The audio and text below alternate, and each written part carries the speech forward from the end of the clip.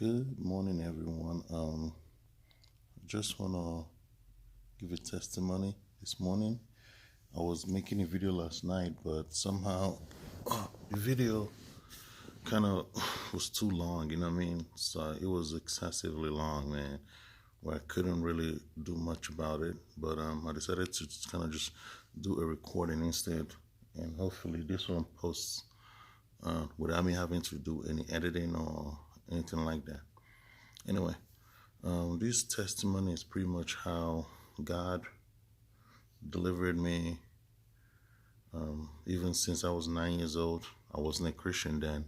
And let me just make that clear. I wasn't a Christian then. I knew about God, but I didn't have a relationship with Him. Anyway, a little bit background about myself. I was born in Nigeria. My dad was very abusive, as in physically, emotionally, and mentally, to the point where, because he was abusive, to my mom, God bless her soul, to the point where they end up separating, okay?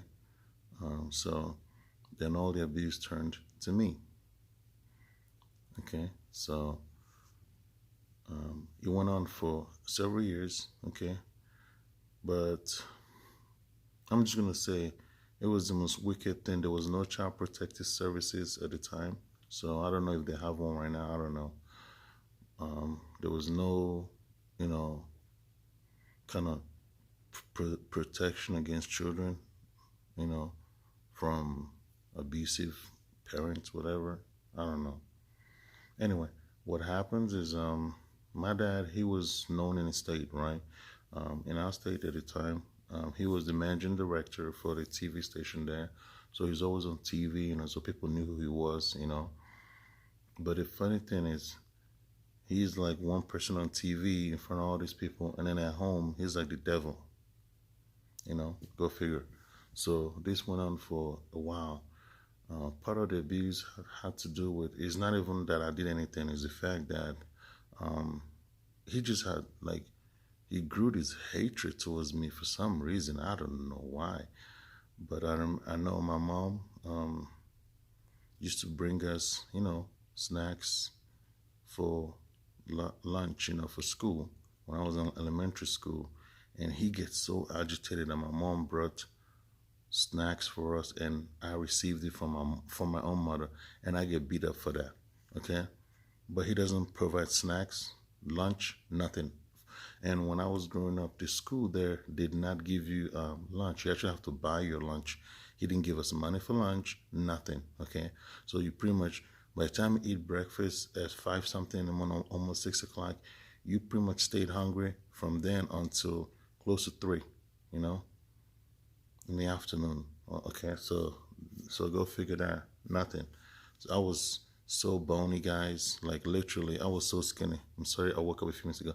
I was so, well, maybe not a few minutes ago, but anyway, I was so skinny that my rib cages were literally showing. It was visible, That's how bony I was, Not like now, This is all different now. So God has a way of changing things, for people. But anyway, this went on for years, okay? Finally, he was a womanizer, and there was, women keep coming in and out of the house, whatever, But they were nice to me and my younger sister. My older sister, my dad sent her to live with his older sister. So it was just me and my younger sister that lived with my dad at the time. And my mom couldn't take us because he wouldn't allow that. And the law pretty much was on his side. So go figure, she couldn't do much about it. At least back then, it was like in the 80s, So, long story short, this went on for a while, and finally he met this other woman. The day she walked into the house, I was like, oh my, I did not like her not one bit, because she had like this hate look towards me that I just perceived right away from her. So I did not like her, okay? And this just kind of escalated from there. Next thing I know, she's moving in. And I'm like, oh my God, all these nice women that was coming here, that was nice to me, he settled for her. And next thing you know, she's moving in. So now she's come to live with us now. And I was like, oh my goodness. But you know what? She did not treat me like, she was not nice to me at all, you know? She was just mean. And in return, I did not respect her at all. But what she would do is she would just tell my dad stuff. My dad was not the type of person that would come and ask anything to me. Whatever she says, that's what he believes that, and then I get beat up for that. Okay, that was just a given, you know. So, or he used to have me in this position where he says, "Pick up a pin." That's what he always say. Go pick up a pin on the corner. So it's almost like you act like you're picking something up from the ground, one leg up, one leg down, and one finger like this touching the ground, and the other hand is behind your back, and you stay in there. Eventually, you start shaking, okay? And then if I fall, he will come and smack me and say, "Get back in that position," and then just sit there for hours hurting. So I was just being pretty much abused, and no one could do anything about it, you know. Then one day, and so this time I was 9 years old now, okay? I told you this was going on for a few years. Well, I was 9 years old now because I know my mom left, well, Tank was kicked out by my dad, you know, when I was 6. So now I'm 9 years old. And I remember, I will never forget this. One day, I had this dream that that woman is going to try to poison me, you know. But it was so vivid and so strong that when I woke up, I felt super threatened and scared that she is going to kill me, you know. And then I remember my dad went to, I guess, work that Saturday, and she went to go run some errand. And I'm like kind of pacing back and forth. I don't know what to do. I'm kind of like cutting the dream short. I mean, not dream, you know, like my testimony short, okay? Because it will take forever just trying to tell you guys everything. I'm just going to get to the point. So I was pacing back and forth, and I literally, this is the first time I heard a voice. I don't know if the voice was audible in my head or was it someone speaking. But I knew, I heard the voice says, "You have to leave." Keep in mind, I'm 9 years old. I don't know where my mom lives, okay? Never left the house. I was not allowed to play with kids outside, so I'm always inside the house. So in my mind, I'm like, go where? Like, I mean, I don't know anyone, you know, so where will I go, you know? And my dad never took us to my mom's house to go see her or nothing like that. And she wasn't allowed to come see us either. So the only time my mom saw us was when she comes to visit us in school during lunchtime, okay? So I heard that voice say, yeah, so of course I was kind of like nervous because I'm trying to think, you know, where do I go, you know, because I don't know anyone and I don't know any place to go. So, and my 7-year-old sister was in the house too. So I'm kind of like, procrastinating because I'm nervous. And I heard the voice again say, "You have to leave." So, again, I didn't want to listen because, like I said, I was scared, I was terrified, and I didn't know where to go. So I was kind of like just shaking it off. But you know how you have this intuition that's so heavy, where your heart is like literally start feeling like some kind of unrest inside, you know. So while I was, feeling that, I was literally standing at the front of the door. Well, I noticed she came back now from her errand. I'm like, oh man. I'm like, oh well. I'm like, here goes it. But it didn't stop there. Right away, I heard the voice again says, "Bolt the door." You know, our house back then, you have the key, and then you have like the old school bolts. You know, we actually get to bolt it from the inside with the actual bolt. Okay. So if you unlock the door, you cannot open the door because it's bolted from the inside. You get the picture. All right. So I was kind of like, like a little bit nervous. I heard her walking up the steps, and I heard the voice again, "Bolt the door." So I hurried up and then bolted the door and then stood in front of the door. And then I see her fidgeting, you know what I'm saying, but she couldn't open the door. For some reason, she didn't think that it was bolted from the inside, which again didn't make sense to me at the time. So she leaves, okay, leaves, and then goes to the backside. So it was like this voice was telling me what to do. So I heard the voice again. So go bolt to the one in the back. So I ran to the back, and which is like the the kitchen area. So I went and bolted the door there and stood there and watched. And she came in and fidgeted. She couldn't open the door, so she got mad.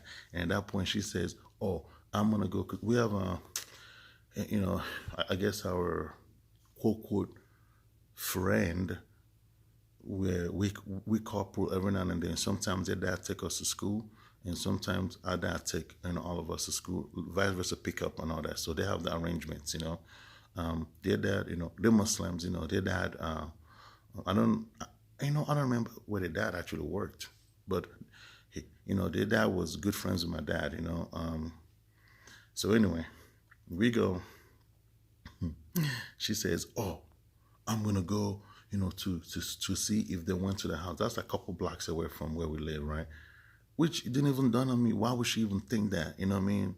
I mean, the door is not opening. Means someone is inside and bolted the door. But I guess God blotted that out of her mind, so she couldn't think like that. So she drove off, right? Started going there. All of a sudden, I told my younger sister, I said, "I'm sorry, I have to leave, because I can't stay here." And my younger sister was like, "Please don't leave me. Don't leave me by myself. I was like, okay, okay. So what I did was I ran to my dad's room. There was 2 coins there, two. I took the 2 coins. I don't know. I just had the inclination, and I need to take those 2 coins that was right there. So I took those 2 coins, and then I took my sister, and then we ran, back to the kitchen area, not the front door, back to the kitchen, which is the back, and I didn't open the door. What I did was actually we had like those old school, shutter windows, like the glass shutters that's lines like this. So that has like little aluminum, I guess, hooks on the side where you just pry it open to slide the windows out. Okay, that's what I did. So I slid a couple of the windows out, and then carried my sister over, and then I climbed over and then grabbed the glass and start putting it back in because, okay, you open the windows can stay like this, and then once you shut it, it shuts like that. So while it was open, I was sliding them and then, securing like the edges, right? I don't know why, but that's what I felt like I need to do. So I was doing that, and finally I shut the window and everything just shut. So now, guess who was there? Our neighbor. I'm like, oh my goodness. So our neighbor, he was standing there, like another young kid. I was, "Please don't tell anyone." I said, "But we are running away." He was like, "Where are you gonna go?" I said, I don't know. I'm gonna try to go find my mom." And that's all I told him, right? But that's what I felt like saying. Like I have to go find my mom. So anyway, so we ran down the stairs because it was like an apartment complex. Okay, so we ran down the stairs, and we live like on the top floor. So we ran down the stairs, and started running. And I remember we have a big fence, okay, and this big fence there. I would say, I mean, at 9 years old, I'm not that tall at 9 years old, unlike now, but we ran to the fence, and I grabbed my little sister. Keep in mind, I had no shoe on, no flip flops, nothing.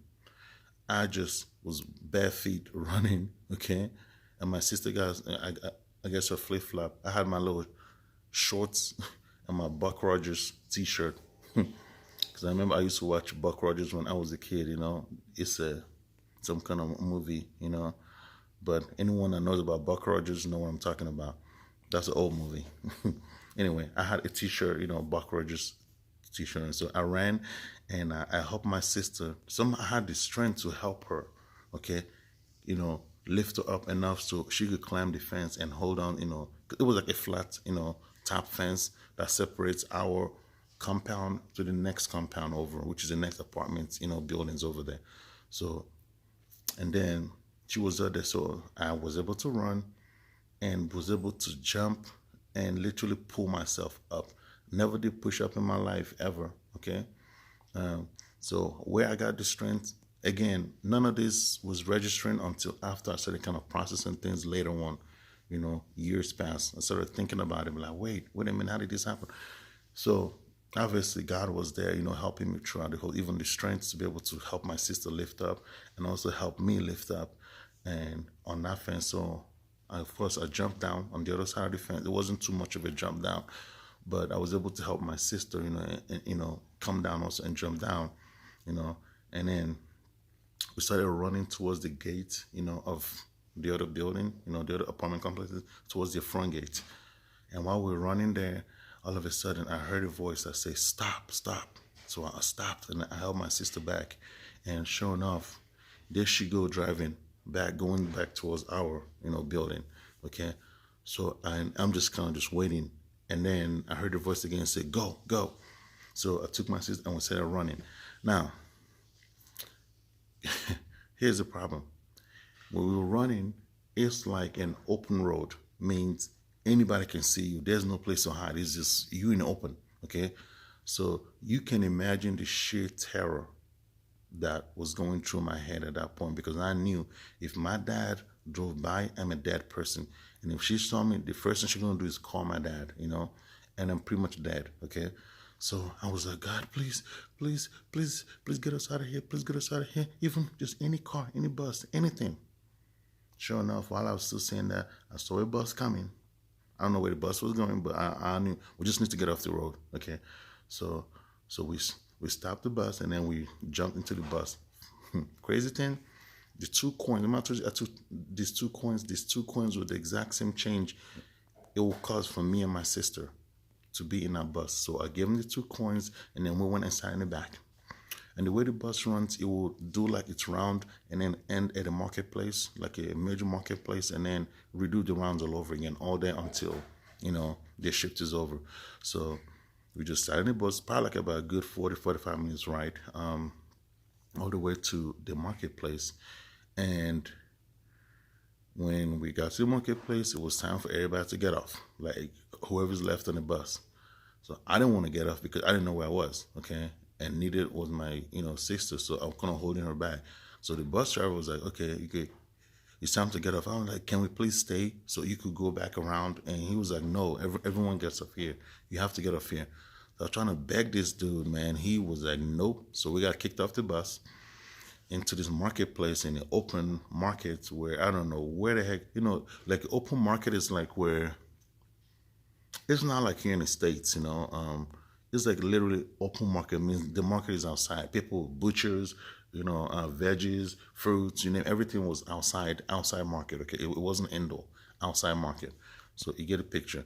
So anyway, I had the inclination to just walk towards the front of the main road because again, I don't know where we were, or what part of the city we were. I have no idea. Never been there before in my life. We started walking. And suddenly, someone called my name, and I must have, like my heart must have jumped into my stomach, So I froze. I was shaking, so I froze. And I held my sister. And I'm like, "Oh my goodness, oh my goodness." So I slowly turned back, and I looked. It was our ex-housemaid that lived. We had like a living maid, after my mom left, right? That actually was there, to take care of, because my dad used to travel a lot, so the maid was there to make sure that we were, fed, whatever, so she says, "Where are you going?" And I said, "We're trying to find my mom. We're running away." And she said, "Okay, come on. I'm going to take you to her. I know where she lives." Again, I didn't think anything of it yet, at the time. I was just scared, and I was kind of happy to hear, someone actually, that knows my mom live, which is shocking. So anyway, literally it was like several blocks away from the market, and we just walked. And my mom was living with her cousin in this apartment building. I think she was living either on the 3rd or the 4th floor. I can't remember exactly. But I remember she literally walked us right to the exact door. Out of all these doors, she walked to the exact door and she knocked. And my mom's cousin opened the door and then she introduced us, said, "This is, Celestina's children. Make sure, I know she's not home, but make sure that when she gets home, that she meets the children.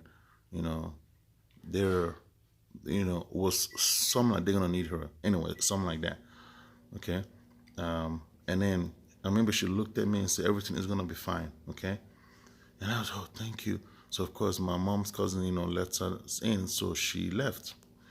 Well, my mom come home, after, because she was a teacher, so she came home and was in shock to see us. So think about it. The first thing that goes to her mind is, did something happen to our dad? Because again, my dad never brought us to see our mom for all these years. Okay, not one time. So what are we doing there? Which is kind of shock for her. So of course I told her, what happened and how we escaped. So, my mom was just trying to hug, but I couldn't hug her because my back was really messed up, from all the beating and all the bruises on it. So, of course, I was telling her that, actually that my back isn't, really was hurting. So I couldn't really hug her as much tight like she wanted to. So she was like, show me. So, of course, I took off my shirt, and my mom, she really like wept, She wept, she wept, she wept. And she was like, how could someone do this to their own child, So, of course, I went through that. But later on that evening, guess who shows up? I'm like, man, our neighbor they done told my dad, that we went to our mom's place. So apparently he knew where my mom was staying, but we never knew. So he never took us to see her or not allowed her to come, visit us at the house, nothing. So anyway, he shows up. So, of course, my mom's cousin went to go talk to him and pretty much made him leave, So, of course, he left. Next thing you know, there's a lawsuit. He's suing my mom now, saying that my mom came and kidnapped us from his house, stole his money, and took his double-barrel shotgun and all the rounds that was in, I'm like, what? Okay, you see, that's another thing. It's almost like God knew. That's why God wanted me to make sure all the doors were locked, so no one can enter unless you break through the glass to enter the house. You see what I'm saying? So sure enough, he's so up and down. No, she came and stole the kids while he was at work, Anyway, so we go through the court. This kind of dragged on for months, okay? Went through the courts hearing back and forth. So long story short, with the courts, the judge pretty much give us an ultimatum, okay? Which has never happened. Normally they side with with the man, but they give us, ultimatum. Say, okay, you guys are gonna either have to choose who you want to go home with, your mom or your dad. I'm gonna leave it up to you guys. So the judge wasn't ruling. He says, you guys get to make that decision, which was shocking. So of course, I stood there, doing like I guess they call it a recess, whatever, where they take a break in the courtroom before they continue. My dad comes up and says, oh, hey, don't worry, everything going to be so much better this time. I was like, nope, I'm never going back with you. So, of course, he got mad about that, but we go back to the courtroom. So the judge, called us to the stand because I had to testify against him, letting the judge know that my mom never was there. It was us that ran away. I told the same story to everyone over and over and over, But anyway, the judge finally says, okay, so who you want to go home to? I said, my mom. And my sister said, my mom. So the judge ruled right there that we get to stay with our mom, okay?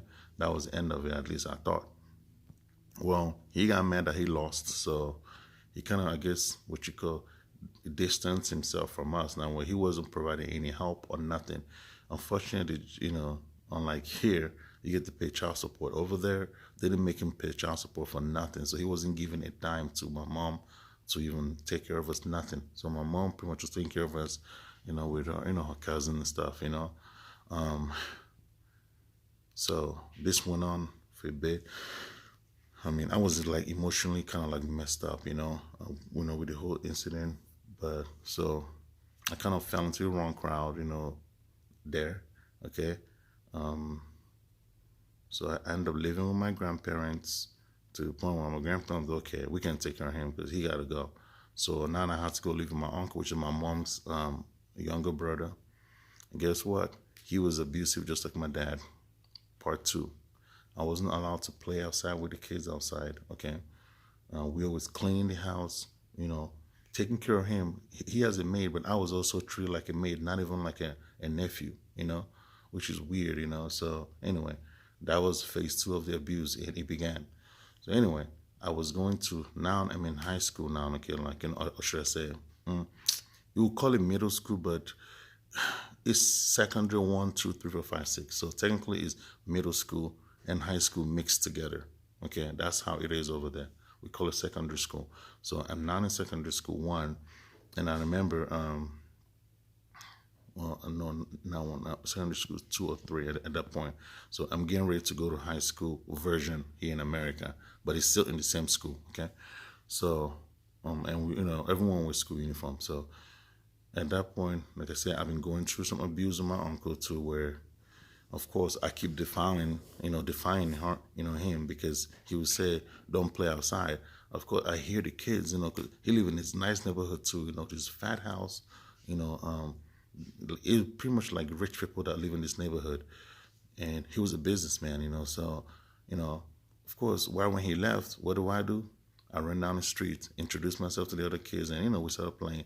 So I guess he found out. So what he did, well, of course, he asked me. I lied about it. But then what he did this time, he acted like he was leaving. So of course, I did the same thing again. So he turned around and came right back to where he saw me. So I took off running back to the house, and then he drove off fast and caught up to me. And then, of course, he came back that day, and he made me go get all this stick to get a beating. Okay. So that's pretty much how the abuse began over there too. Okay. So I went through that for a couple years with him too, and finally, so I'm graduating, high school at 16, okay, and I remember, how friends get to talk about what do you want to do, when you graduate, everyone has all these wonderful plans, and me on the other hand, I didn't have any. So what do? I tell them, hey, guess what? Oh yeah, I'm going to America. I was just talking smack because, again, I knew I had my uncles that live here, but I just wanted to make myself feel good. That was all. So I was like, yeah, I'm going to America after I graduate. And they'd be like, really? I'm like, oh, yeah. Oh, yeah, I'm going to America. I was lying. You know what I'm saying? I was like, yeah, I'm going to America. My uncles and my aunts live there. I'm going to stay with them. And so I'm like talking all this stuff, but I felt good about it because, again, hey, it made me feel good. Okay, they'd be like, oh, man, that is so awesome, blah, blah. I'm like, yep. So what ended up happening was, I graduated high school. I think is the same month I graduated high school. We get a call from my uncle saying, "Oh, guess what, guys? So well, not me, but my mom. They were talking to my mom. So they were like, guess what? They're in America. They were having this lottery visa thing. So my uncle had inclination, like he had the pressure to go play and put our names in to see if we're going to win the lottery visa. So, surprisingly, me, my mom, my 2 sisters, all 4 of us won the lottery visa to come to America. And when you win the lottery visa, that means you get a green card. You become a permanent resident, you get your social security card, all of that. So he says, and you know what? You guys won. So you guys are coming to America. I was like, man, I have never been so excited in my life. I was dancing. I was like, yeah, yes, I knew it. I didn't know jack, but the fact that it was happening was like a whoa, And I was telling Mom, I said, see, remember I was just, bragging how we're gonna go to America when I got you in high school, this and that, not even knowing that God was already in the works, and He put it in my heart to confirm that, to speak it to other people, let people know that this was gonna happen, and it truly came to pass just like that. So within the next, I think 2 or 3 months, whatever, we started getting ready, to passports, packing stuff, Anyway, long story short, 3 months later or so, we made it to America. So we stayed with my uncle in Maryland. And keep in mind, my family were Catholic, okay? So they never heard the gospel. The Catholic Church doesn't teach the gospel, none of that, okay? And I went through the whole catechism stuff, the Holy Communion, I did all that stuff, okay? Never learned about the gospel not one time. So it was everything was strictly works. That's it. Anyway, long story short, I came here to America.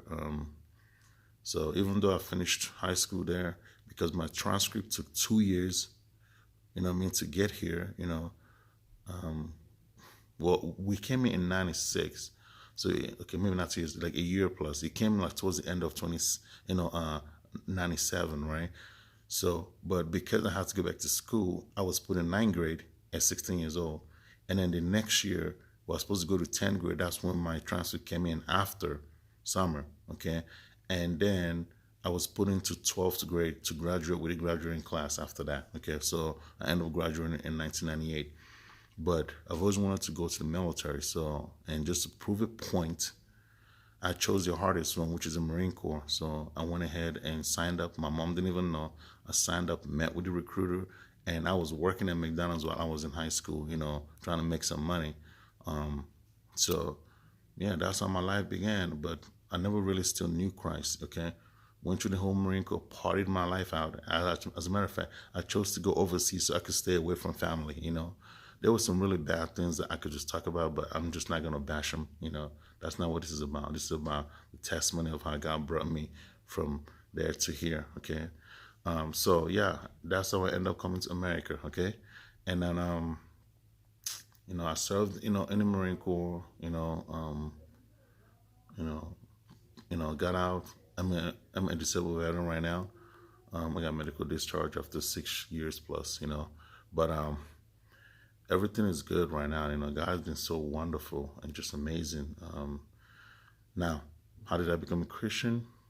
I was working at this company. And I remember one of my coworkers, her father-in-law is a pastor at this, church here. And I remember she keep asking, inviting me to come to church. Hey, come to church with us. Come to church with us. I'm like, yeah, I will. But then one day, I just felt like I need to go to church that day.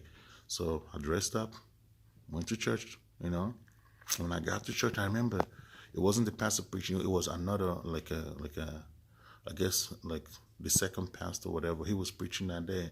And after he was preaching, very good message. I don't remember the message, but I knew it was a good message because by the time he was done, he gave an altar call, right? I literally heard a voice inside saying, stand up. So I refused to stand up. I just sat there. And the voice it was almost like stand up.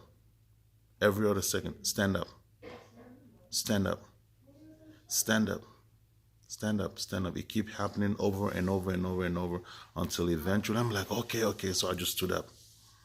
And then I stopped hearing the voice.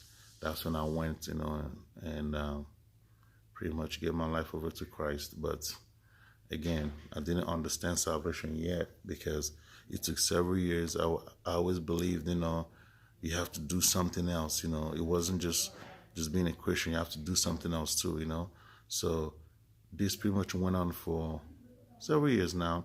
It was just recently that I truly understood the whole gospel of grace, where you really don't have to do anything else besides believe and trust in Christ. It has nothing to do with being baptized. It has nothing to do with doing certain things, God did it all already. So that took me a minute to figure out. But anyway, my whole point of this video is to encourage someone else who's, if you've ever gone through stuff in life, remember this, God is always in control. And even when it seems like, you are at a dead end, just trust God. I mean, I was 9 years old. I didn't know much about God either, but he was there the whole time, and I'm sure he's there. You could probably think of some situations where, if you start really looking back, then there's a hand of God there that actually helped you out in that situation, okay? I just want to encourage you guys, put your trust in the Lord Jesus Christ. If you have not done so, do so right away, okay? Time is running out. He is returning. I know I've posted some dream, videos. I had other dreams. I haven't made a video of those ones yet. But I just want you guys to know something. Trust Jesus. He is trustworthy. Trust God, Yeah. So that was like a short version of, the testimony. But I just felt it was important just to share this part. Because it would take probably 2 hours if I start talking about everything, which I don't want to do that. So anyway, with that being said, I love you all. And like I said, if you have not received Christ, please do so. God is faithful. I am definitely what I consider a walking testimony. God has blessed me with such a beautiful, beautiful family. I have a wonderful wife. I will never trade her for anyone. It's like God gives you the right person for you, So wonderful children, that all love God. Man, I've had my run in this life, and God has been very faithful. Blessed me with a nice house, nice cars, everything nice, all because of God, not because of what I've worked hard for, whatever. No, it was all God's blessing, because the way I obtained a lot of things here, I'm telling you, it was nothing but short of a miracle. I knew that right from the jump, so I couldn't take credit at all. So give glory to God forever and ever, and let us keep looking up, because Jesus is coming soon, okay? Love you all, and stand firm in the faith. Continue to trust God no matter what. How hard your situation is, your sickness, whatever, just keep trusting God, He has never failed anyone. He is trustworthy. Trust Him. Believe in the Lord Jesus Christ and be saved, okay? Take care.